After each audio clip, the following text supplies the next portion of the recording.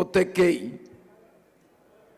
প্রদেশ কংগ্রেসের পক্ষ থেকে, রাজ্য কংগ্রেসের পক্ষ থেকে আমি আন্তরিক অভিনন্দন জানাই।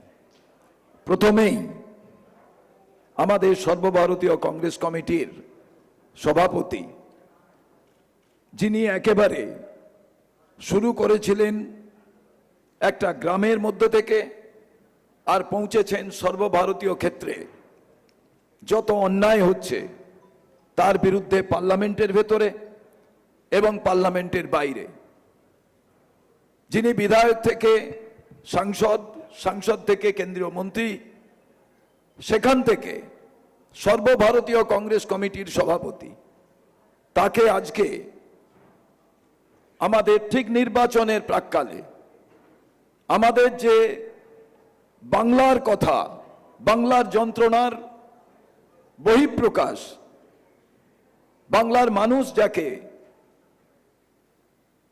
বাংলার মাটিতে দাঁড়িয়ে জানতে চায়, বাংলার ভয়েস, বাংলার আওয়াজ, সেটা হলো জাতীয় কংগ্রেসের ইস্তাহার, ম্যানিফেস্টো। তার এই উদ্বোধনে গুরুত্বপূর্ণ সময়ের মধ্যে তিনি আসাম থেকে এখানে এসেছেন। আমরা সবাই তাকে আন্তরিক অভিনন্দন জানাই। জয়রাম রমেশজি আছেন, গুলাম আহমদ মির্জি আছেন, এখানে আমাদের প্রকাশ যোশীজি, আমাদের বিপি সিংজি, সাংসদ ঈশা খানজি, প্রদীপ ভট্টাচার্যজি, আম্বা প্রসাদজি এবং সাপড়াজি, অমিতাভ চক্রবর্তী এবং মিতা চক্রবর্তী, প্রদীপ ভট্টাচার্য মহাশয় এবং অমিতাভ মিলে এই ম্যানিফেস্টো তৈরি করেছেন। সবাইকে নিয়ে আমরা এই ম্যানিফেস্টোর উদ্বোধনে শুধু এ কথাই বলতে চাই, আগামী দিনে আমরা পশ্চিম বাংলার বুকে দাঁড়িয়ে এক উন্নয়নের সরকার দেখতে চাই।